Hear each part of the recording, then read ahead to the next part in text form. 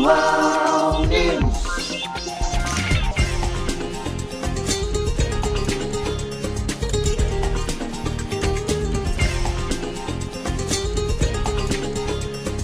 Virtual News. Lira reage, atrai partidos da direita e da base do governo e forma maior bloco na Câmara. O presidente da Câmara dos Deputados, Arthur Lira, conseguiu atrair partidos do centro, de direita e da base do governo Luiz Inácio Lula da Silva para formar um bloco com 173 deputados, tornando-se a maior força da casa. O grupo será formado pelo PP, que é o partido do Lira, União Brasil, PSDB, Cidadania, Solidariedade, Patriota e Avante, além das legendas de esquerda do PDT e PSB. A criação do bloco foi selada em reunião na manhã desta quarta-feira, ontem, no dia 12, segundo líderes afirmaram a reportagem. A iniciativa é uma ação do presidente da casa para a criação de um bloco que rachou o Centrão e uniu republicanos, MDB e PSD, Podemos e PSC, com 142 parlamentares e que esvaziou o poder interno de Lira. O pano de fundo dessa movimentação envolve a disputa do poder dentro do Congresso, a força que cada agrupamento terá na relação com o governo federal e a própria sucessão do presidente da Câmara, que ocorrerá em fevereiro de 2025. No começo do ano, lideranças do União Brasil e do PP tentaram costurar uma federação dos dois partidos, mas as articulações fracassaram. O PT do presidente Lula e o PL do ex-presidente Jair Bolsonaro não participam dos blocos. A sucessão de Lira também está em jogo, embora muita coisa possa mudar até 2025. Bicho, o cenário se movendo, né? Passou março, começou o governo federal, 100 dias de Senado, 100 dias de Congresso, Câmara dos Deputados nos seus 100 dias também. E aí começa a movimentação política e Lira começa... Já houve aquela situação com o Congresso, né? Com Pacheco, né? E aí agora está tentando unir forças. E a barganha para isso é a cadeira. Só que a cadeira serve para os dois lados, né? Você percebe que nós temos aí 4 grandes forças agora, né? É o PL, que é a maior bancada, o PT, que é a segunda maior bancada, se não me engano, é a União Brasil. Acho que é a União Brasil. Que é a União Brasil, né? Então, mas o PL, o PT, tem muita gente. Aí tem um outro blocão aí que falou que tá republicanos, MDB, PSD, né? Uhum. E o blocão agora do... 173. Com 173. Então você tem um bloco com 173, um bloco com 142, que é o que o pessoal que não quis participar, o PL e os partidos, que eu acredito que seja o PT. Quando eu falo PT, a federação também PT entra no bolo, né? Sim, então o PT... PV e PCdoB, que estão colados, não tem, né? Não vai ter autonomia. E não mencionou aí, por exemplo, o pessoal e rede, que deve ser da base aliada. Então nós temos, a gente pode dizer que temos 4 grandes forças. 4 blocos. 4 blocos de forças que vão começar a ter espaço. Pô, mas 173 são 173, mas dentro dos 500 lá vai burdoada. Não, é uma fatia significativa. Uma fatia significativa, mas se 2 conversarem ali, já dá um 300. Exatamente, vira a maioria, né? Então, há uma preocupação e, de certa forma, essa movimentação toda, tanto de esquerda, de direita, de centro, dá uma condição mais democrática. Sim. Então as coisas são mais discutidas na casa. Eu gosto, cara, quando você tem, por exemplo, um blocão desse composto de partidos de ideologias divergentes. Isso é interessante para um debate. Você traz surge um problema, como o problema atual que todo mundo está falando de segurança, né? Agora colocar detector de metais na escola não é tão absurdo, né? Agora não é mais, né? Agora já estão cogitando essa possibilidade. Mas quando você pega um assunto que nem de segurança, que tá quente agora, tá assando a batata, você pega partidos de vários lados para tentar bater um martelo, né? E isso é interessante. A discussão é sempre válida, muito válida, mas que avance, porque não adianta também você colocar um cara que só quer A, o outro só quer B, e os dois na mesma mesa e não se fala, meu amigo, o assunto não avança. Só para a gente falar rapidamente dessa questão da segurança nas escolas, né? Parece que a escola, o problema está na família, o problema está em casa, o problema é seu. né? Você tem que observar o seu filho, para que ele não faça mal ao filho dos outros. Essa é a situação. Começa a observar Isso é e importante, observar. Porque assim, a gente coloca detector e você não faz nada. Não faz nada. Não. Você coloca um sistema de segurança na escola, o menino vai começar a buscar meios de burlar isso. Então, o ser a humano questão evolui. É lá no seio da família, é lá naquele momento. Olha o que eles estão fazendo, dá uma paradinha e olha, opa, o que está acontecendo aqui? Freio de arrumação. Pacheco defende rapidez na votação das novas regras fiscais do governo. Pouco antes de o governo apresentar sua proposta de um novo arcabouço fiscal para o país, o presidente do Senado e do Congresso, Rodrigo Pacheco, defendeu rapidez na análise e na votação do projeto executivo para ajudar no equilíbrio das contas públicas. Acabei de falar o motivo, né? Quando eles querem, ó. A LDO está correndo. Se não votarem, vai para o ano que vem com o teto de gastos. Não vai com acabou. Isso mesmo. Quando eles querem, precisa, ó. Então precisa correr, porque se a LDO, porque vai ser analisado, lógico, tem um prazo para ser analisado. Mas se o Congresso começar a patinar, Sim. começou a patinar, enrolou, se não aprovar acabouço antes do prazo da LDO, um abraço, tchau. O orçamento, a peça orçamentária vai embora. E aí a Tebet, ela está ali aguardando aprovar para entrar, né, fazer a emenda na LDO. Mas o arcabouço tem que ser votado. Sim. E logo que o Pacheco vai querer fazer o mais rápido possível, né? Com certeza, né? Eles querem mostrar serviço, né? Sim, São mostrar trabalhadores. companheirismo, grupo, base. É. Mas tem a questão ali no Congresso para... E aí, como é que fica? Vai Tem desenrolar, as vai comissões, desenrolar. tudo isso, né? Tem que correr. Então, o arcabouço aí pode ser também uma cilada. Então, tá muita gente... Pode ser um calabouço, né? Calabouço. 10 Lira anuncia, olha só, Lira anuncia instalação de CPI do MST na Câmara. O presidente da Câmara dos Deputados, Arthur Lira, afirmou que fará nesta semana a leitura do requerimento da criação da Comissão Parlamentar de Inquérito que busca investigar a atuação do MST, Movimento dos Trabalhadores Rurais Sem Terra, em meio às ações do movimento em áreas da Embrapa, em fazendas e em sedes do INCRA, Instituto Nacional de Colonização e Reforma Agrária. Ontem, Lira afirmou que também deverão ser lidos requerimentos da CPI das Americanas e da manipulação dos resultados em partidas de futebol no país. Devo ler esta semana. MST, Americanas e manipulação dos jogos, afirmou o presidente à imprensa. Ele disse, no entanto, que há CPIs e a CPI mista, que irá investigar os atos golpistas de 8 de janeiro, que deverá ser instalada também nesta semana. Não irão afetar o andamento da pauta da Câmara. Há declarações e há declarações. Falar que as CPIs não vão atrapalhar o andamento do Legislativo, da Câmara, é meio que, né, chutar alto. Tem que chegar gelo, né? mas agora vão pipocar, né, esses movimentos das CPIs, até porque a oposição quer se fazer presente dentro, né, da discussão política do país. E tem casos aí que a gente precisa realmente entender, né? Essa questão do MST, para além da invasão, e que a gente precisa deixar claro que é uma invasão que acontece numa área produtiva, então acho que isso precisa ser revisto também pelo movimento. O movimento tem a sua legitimidade no sentido de pensar, né, na reforma agrária, pensar na distribuição de terras, da possibilidade de pessoas que querem produzir tenham acesso a isso. Acho que é uma questão social que precisa ser resolvida e que precisa ser debatida com coragem e com verticalidade, sabe, Márcio? Mas não pode também transigir relações ou espaços em que o governo tem de acesso e que tem que fazer se fazer presente, como nesse caso dessas terras que são produtivas, que são do semiárido brasileiro e que tem ali a sua produção. Então isso precisa ser olhado de uma forma especial, né?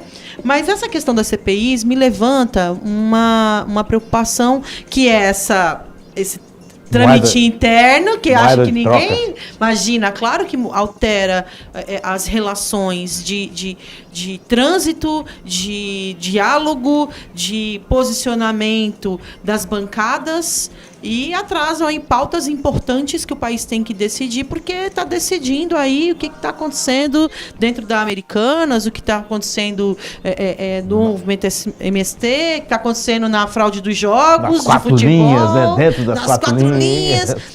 Mas tudo isso é discutir Brasil. É discutir como que essa questão dos jogos estão vindo à tona agora, né? Quem ganhou, quem perdeu. Então, a gente está falando aí de processos de relação de pessoas e de instituições que são gravíssimos, né? Adulteração de resultados, compra de pessoas. Que país é esse? Já diria Renato Russo, né? Então, eu acho que a gente... Essas CPIs podem ajudar a gente a entender um pouco desse microcosmo aí, das relações mais... pelo debaixo do tapete, né? Dessas relações ocultas, mas a gente não pode, das forças ocultas, como diria o Jânio Quadros, mas a gente não pode fazer vista grossa a esse ponto, a olhar com verticalidade as principais problemáticas do país, seja a questão agrária, seja a questão moral, seja a questão da relação de governabilidade, tudo isso precisa estar no campo da discussão. É claro que aí a gente precisa tem que se pautar as importâncias, e é isso que mais me preocupa, né? Porque às vezes essa relação da importância está muito vinculada à questão política, e aí, né, o que é interessante para mim discutir agora, eu vou lá e discuto, o que não é, eu vou lá e deixo passar batido. Então, é bem complicado quando a gente para pensar que é uma relação de país que está fragmentado e que tudo isso vem por conta dessa fragmentação. Juliana, E dessa perda que a gente teve aí ao longo do tempo, eu não estou dizendo nem agora, desses últimos anos, estou dizendo desde a redemocratização, né? Dessas relações da moralidade, do bom convívio, de você entender a posição do outro, a necessidade do outro. Tudo isso está junto. Nós estamos chegando a 35 anos de redemocratização, foi? 1988? 85 você tem já, né? 88. O primeiro desenho, mas 88 é a Constituição, né? Constituição, aquela situação Isso. toda. Mas assim, MST, por que existe o MST? Porque o governo não exerce a reforma agrária como deveria. Exatamente. E é essa feriga que eu quero tomar. Por que existe um movimento? Por que existe essa questão da fraude, da composição do... Porque o governo não observa... Não regulamenta, né? Regulamenta essa questão do esporte. O esporte tem uma justiça própria. Peraí, você tem agora uma outra situação. Então isso tem que ser visto, né? Então, a questão da Americanas, que impacta diretamente no mercado financeiro, na credibilidade do país, de você investir no país. Isso preciso olhar com muita calma, porque essas práticas onde você diz lá que você não está bem das pernas, abre falência, para depois você enriquecer em cima do seu próprio bem, que você diz que está falido, isso é meio complicado, né? É assim, né? Hoje você publica aqui, o Biden está vendo lá no WhatsApp dele, o outro está acompanhando no Twitter, não sei aonde. Pacheco apoia a reforma tributária e novo arcabouço fiscal. Após participar de evento com a diretoria da Federação das Indústrias do Estado de São Paulo, Fiesp, em São Paulo, na manhã de ontem, o presidente do Senado e do Congresso Nacional, Rodrigo Pacheco, afirmou em entrevista coletiva que é importante buscar incrementar novidades no Brasil por meio de propostas como a reforma tributária e o novo arcabouço fiscal. Colocaram o ovo em pé, reinventaram a roda. Desde que se tem política, se fala na reforma tributária, nessa coisa pesada que é o Estado, tanto para o setor privado como também para a pessoa física, esse peso que o brasileiro carrega em ter um dos países com a maior carga tributária do planeta. Se a gente for verificar no sistema solar, se bobear, se tiver vida além vamos ser do universo. Porque realmente, e aí agora Rodrigo Pacheco olha e fala, realmente precisamos fazer. Foram 4 anos e mais 4 anos. Vamos aguardar o que 8 anos o Rodrigo Pacheco vai entregar, né? Porque afinal de contas, 4 mais 4 são 8, já que ele acordou agora para essa questão, né? Vamos aguardar no final de 4 anos o que ele vai nos entregar. Isso tem a ver diretamente com toda essa construção que foi feita desde a transição, né, dos governos, de entender que essa questão seria mexida de forma muito vertical, mas que depende das duas casas para avançar. E até para que o país tenha estabilidade política, financeira, é necessário. Até porque, gente, é só você pegar o seu comprovante de compra do supermercado e lá embaixo você vai ver o quanto de imposto foi embutido nos alimentos que você comprou, nos itens que você comprou. E aí a gente olha e se assusta. Porque se a gente tivesse tarifas menores, ou o que se propõe, né, que é um imposto de valor agregado, isso, de uma certa forma, vai diminuir o que chega para o consumidor, né? E a gente vai sentir um maior poder de compra. Pelo menos teoricamente seria isso. Eu confesso que eu preciso... nós, no nosso dia a dia, nós precisamos ter mais acesso a essas informações, porque isso é decidido lá em cima e muitas vezes quem vai sentir o reflexo é quem está aqui na base da pirâmide, né? Então, acho que vale a pena, como eu sempre falo aqui, a gente precisa acompanhar de perto todas essas informações, porque elas passam para o nosso dia a dia, elas são decisões que interferem no nosso dia a dia. E aí, se isso não for pensado com toda cuidado que tem que ser feito, o que vai acontecer, evidentemente, talvez seja uma troca aí só de nome de imposto e a gente continue pagando a mesma fatura todo mês, Juliana, né? você falou essa questão do imposto, lembrando, vai subir quase 10% a conta de... Né? Nesses 10%, sobe o percentual de imposto que você está pagando também. Exatamente. Quer dizer, só aumenta. Então, a preocupação maior de se fazer essa reforma é de trazer para o país uma estabilidade. Senão você nunca vai tirar quem está na margem da linha de pobreza e miséria do país, você nunca vai oferecer oportunidades para isso, para que as pessoas saiam desse lugar tão preocupante e difícil de estar, né? Eu tenho certeza que todos nós não gostaríamos de saber de pessoas que estão passando aí por necessidades tão severas. E isso é resultado da falta de uma política que permita, que crie emprego, que desonere o cidadão desses impostos tão absurdos, mas que consiga arrecadar de outra forma. E principalmente, né, qual é a diferença entre você arrecadar o imposto do rico e arrecadar o imposto do pobre? Primeiro enxugar o governo, né? O governo precisa enxugar, né? Mas assim, né? A gente está falando aí de gente que é milionária e que não paga o mesmo tipo de imposto que eu pago. Aí o governo tem que enxugar, a máquina tem que ficar mais leve. Percebem? Acho que a gente precisa de leveza sobre tudo, mas... E principalmente nessa questão do mercado, né? Dos gêneros alimentícios que todo mundo come nesse mundo, come nessa vida, né? Todo mundo vai no supermercado. Só que quando aumenta no supermercado, quem ganha pouco fica mais apertado ainda, o carrinho diminui o número de itens no carrinho, né? Então, o impacto na grande massa, que é a base da pirâmide, é muito maior. Falamos do quê? Do aumento da água. A água que é um item essencial do ser humano. No aumento, a gente paga para consumir água. Que subiu R$18 no salário mínimo, como é que vai? Pois é. Pacheco e Lira querem novo arcabouço fiscal aprovado neste mês. O projeto de lei que estabelece o novo arcabouço fiscal deve ser aprovado nas duas casas, Câmara e Senado, ainda neste primeiro semestre de 2023, conforme disse nesta terça-feira o presidente do Senado e do Congresso, Rodrigo Pacheco.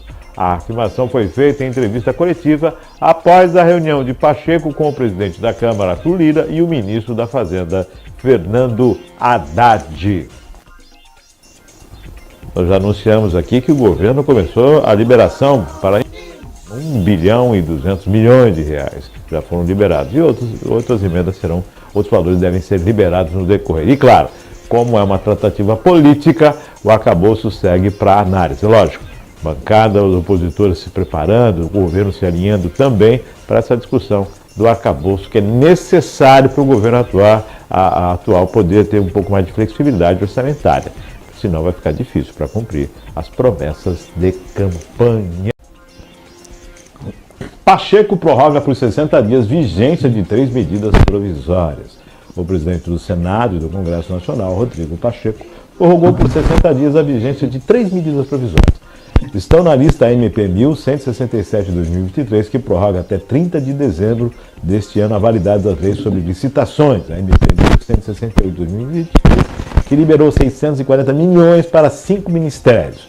No total, 513 milhões foram destinados às ações de defesa dos povos indígenas, como demarcação de terras e distribuição de alimentos de segurança e saúde.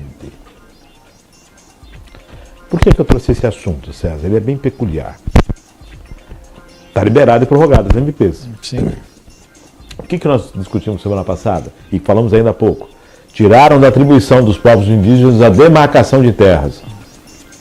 O Congresso tira a demarcação. E aí o presidente prorroga a MT que manda recursos para a demarcação. Perde totalmente sentido, né? Como eu tô falando. Assim, eu acho, o Márcio, eu acho que a gente está com uma... O presidente Lula, ele sempre foi, nos mandatos anteriores, ele sempre foi um excelente articulador.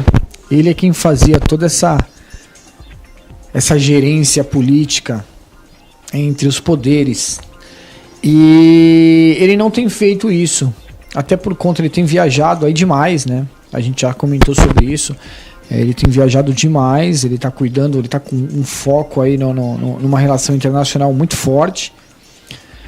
E a gente está sentindo que dentro de casa estão faltando aí pontos de alinhamento.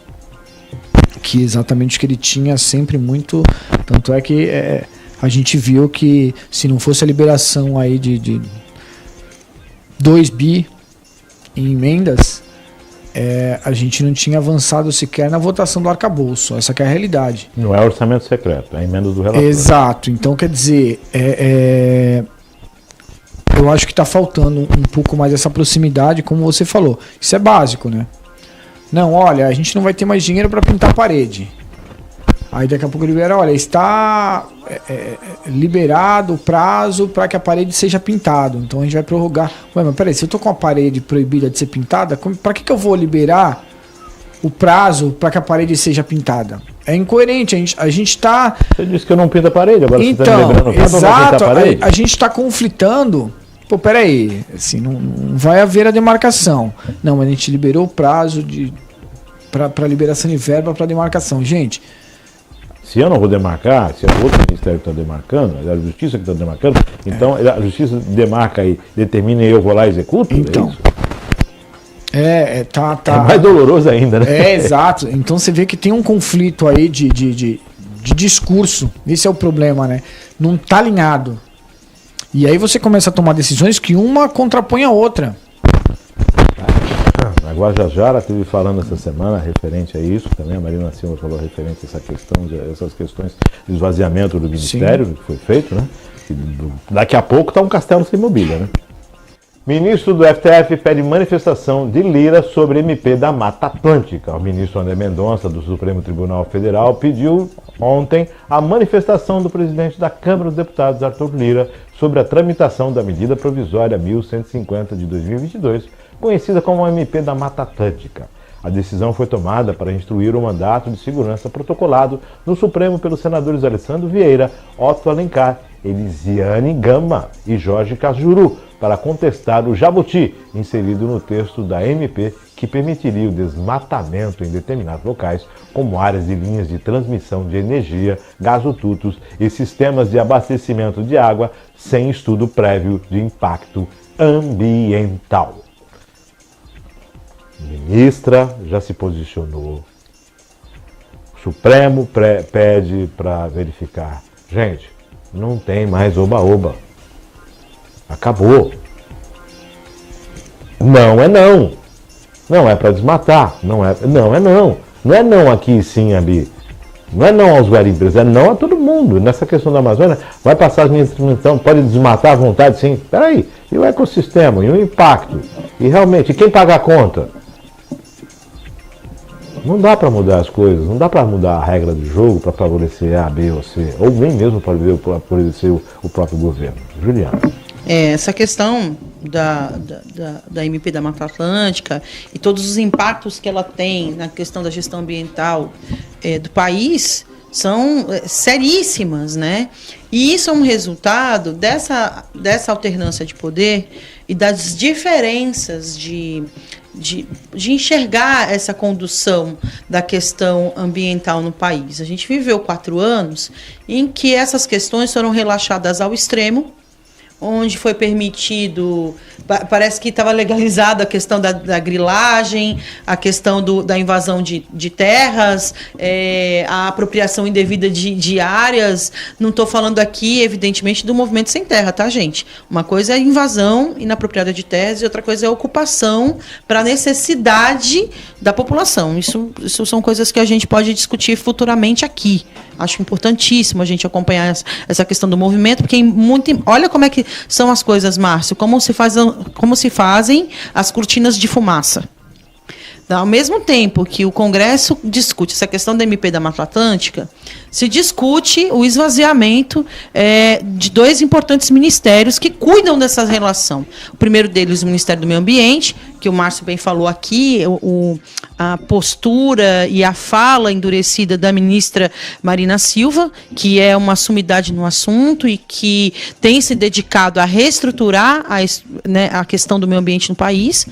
E os povos originários, os povos indígenas, que é liderado pela Sônia Guajajara, que tem sofrido muitíssimo ainda com a invasão das suas propriedades demarcadas. O Brasil precisa discutir a questão da demarcação das terras indígenas, a questão da preservação ambiental. E, no contraponto, levanta-se de novo essa questão de discutir essa MP, que já devia ter caído por completo, porque ela fere gravemente todas as questões de proteção das áreas que são necessárias de serem protegidas no país. Então, essa discussão ela é grave.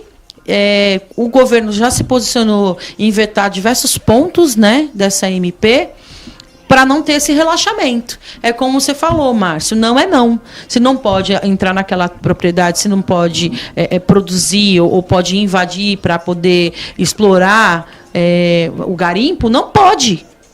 Não pode. Não pode desmatar? Não pode. A gente precisa entender que o meio ambiente, a preservação do meio ambiente, principalmente do nosso ecossistema, Mata Atlântica e toda a extensão, quando a gente pensa no país inteiro, todas as áreas que precisam ser preservadas, isso precisa ser cuidado por nós.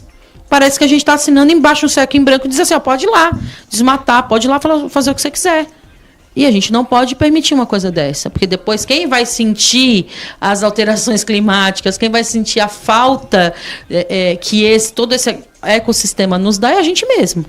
Lembrando que você disse bem, é toda uma questão de exploração. Em Mata Atlântica, a redução foi muito pertinho, grande. Foi muito grande. Nós temos pouco de Mata Atlântica. O pouco sobrou. Nos parques estaduais, toda essa busca para preservação. E aí vem você não precisa nem pedir autorização, você já sai colocando. Não é assim. Impacto, nós vamos falar aqui da construção da segunda pista da Imigrantes, né? Que houve discussão sobre o impacto, já havia acontecido, mas já havia, né, o bioma já estava ali meio que adequado, agora não, vai se construir outra. Houve toda uma discussão para se construir uma segunda rodovia, né? Totalmente diferenciada, túneis e tudo mais. E agora você vê uma situação de que não precisa nem pedir permissão. Não, vamos passar boiada. Passa boi e passa boiada. Quer dizer, não pode. Isso foi criticado no governo anterior, tem que ser criticado neste governo e não pode deixar de ser criticado no governo futuro. É política de Estado, não é não. Não dá para simplesmente falar, agora pode mexer, agora você vai fazer aqui, você vai fazer ali. Lembrando que Mata Atlântica, no país inteiro, ela está presente na grande parte do litoral e tudo mais. Eu lembro de uma questão de uma situação de uma refinaria de alumínio na Bahia, que havia um problema com uma área que, além de ser de preservação ambiental, também era um espaço indígena. Sim, e você tem muitas populações ali, né? Claro que quando a gente... É engraçado isso, né? A gente vai falar de meio ambiente e sempre vem a questão da Amazônia, né? Sempre vem essas grandes áreas verdes do nosso país, que tem ocupações né, dos povos originários do nosso país, e a gente não enxerga que está aqui pertinho da gente. A Mata Atlântica também faz parte desse ecossistema diverso do Brasil e que... Por que tem que ser olhada diferente? Por que eu tenho que falar que eu tenho que preservar a Amazônia e eu não posso preservar a Mata Atlântica? É essa a questão. Não, é não. É não, não é não. Virtual